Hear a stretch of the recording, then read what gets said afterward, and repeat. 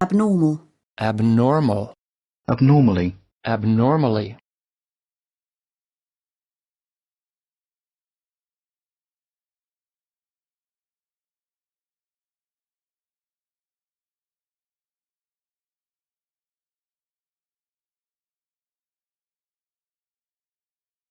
Percentage.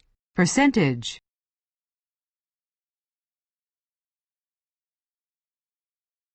Percentage. Percentage. Percentage. Percentage.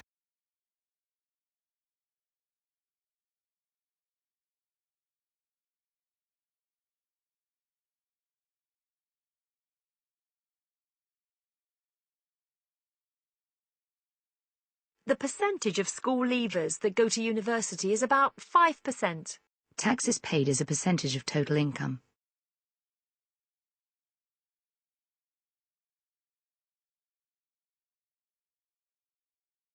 Inclination. Inclination.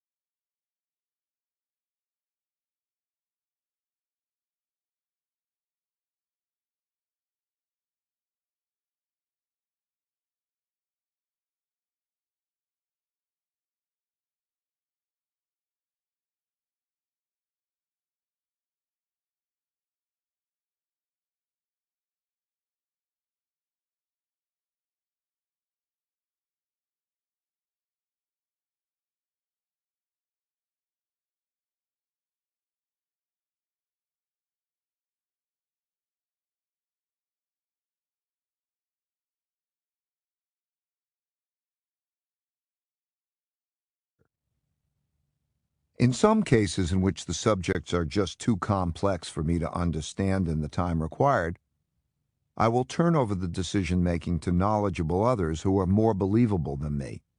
But I still want to listen in on their thoughtful disagreement. I find that most people don't do that.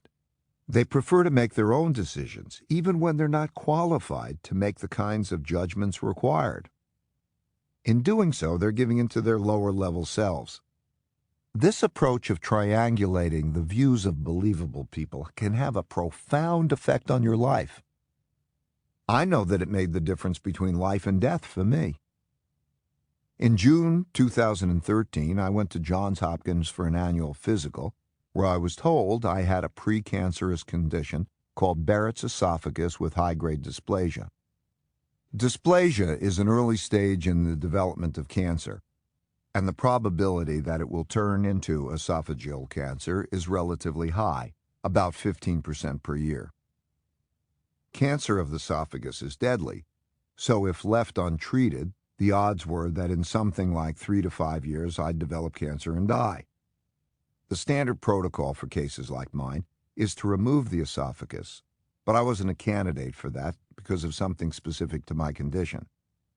The doctor advised that I wait and see how things progressed. In the weeks that followed, I started to plan for my eventual death, while also fighting to live. I like to, A, plan for the worst-case scenario to make it as good as possible. I felt fortunate because this prognosis gave me enough time to ensure that the people I cared most about would be okay without me, and to savor life with them in the years that I had left. I would have time to get to know my first grandson, who had just been born, but not so much time that I could take it for granted. But as you know, rather than following what I'm told is best, even by an expert, I like to triangulate opinions with believable people. So I also had my personal physician, Dr. Glazier, set up visits with 4 other experts on this particular disease. The first call was with the head of thoracic surgery at a major cancer hospital. She explained that my condition had advanced quickly, and that contrary to what the first physician said, there was a surgery that could cure me. It would involve removing both my esophagus and my stomach and attaching my intestines to the remaining little bit of my esophagus I'd have left.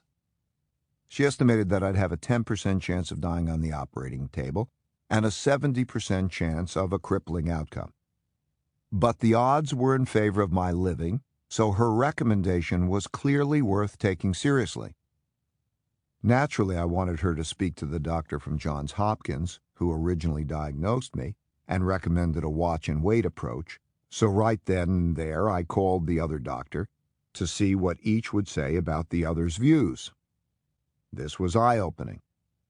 While the 2 doctors had told me completely different things when I met them in person, when they were on the phone, they sought to minimize their disagreement and make the other look good, putting professional courtesy ahead of thrashing things out to get at the best answer. Still, the differences in their views were clear, and listening to them deepened my understanding. The next day I met a 3rd doctor who was a world-renowned specialist and researcher at another esteemed hospital. He told me that my condition would basically cause me no problems so long as I came in for an endoscopic examination every 3 months. He explained to me that it was like skin cancer, but on the inside. If it was watched and any new growth was clipped before it metastasized into the bloodstream, I'd be okay. According to him, the results for patients monitored in this way were no different than those who had their esophagus removed. To put that plainly, they didn't die from cancer. Life went on as normal for them, except for those occasional examinations and procedures. To recap, over the course of 48 hours, I had gone from a likely death sentence to a likely cure that would essentially involve disemboweling me, and then finally to a simple and only slightly inconvenient way of watching for abnormalities and removing them before they could cause harm. Was this doctor wrong? Dr. Glazier and I went on to meet 2 other world-class specialists, and they both agreed that undergoing the scoping procedures would do no harm, so I decided to go ahead with it. During my procedure, they clipped some tissue from my esophagus and sent it to the laboratory for testing. A few days later, after the procedure, exactly a week before my 64th birthday, I got the results. They were shocking, to say the least. After analyzing the tissue, it turned out there wasn't any high-grade dysplasia at all. Even experts can make mistakes. My point is simply that it pays to be radically open-minded and triangulate with smart people. Had I not pushed for other opinions, my life would have taken a very different course. My point is that you can significantly raise your probabilities of making the right decisions by open-mindedly triangulating with believable people.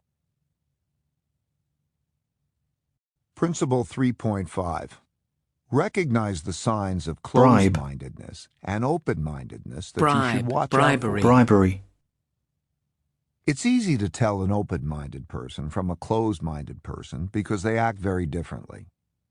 Here are some cues to tell you whether you or others are being closed-minded. First, closed-minded people don't want their ideas challenged. They are typically frustrated that they can't get the other person to agree with them instead of curious as to why the other person disagrees. They feel bad about getting something wrong and are more interested in being proven right than in asking Joe has questions always had the and gift learning of the others' gab. perspectives. In contrast, open-minded people are more curious about why there's disagreement. They're not angry when someone New York. the city with more hostage negotiation jobs than any other jurisdiction in the country.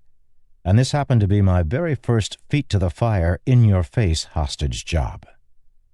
I'd been training for about a year and a half in hostage negotiations, but I hadn't had a chance to use my new skills. For me,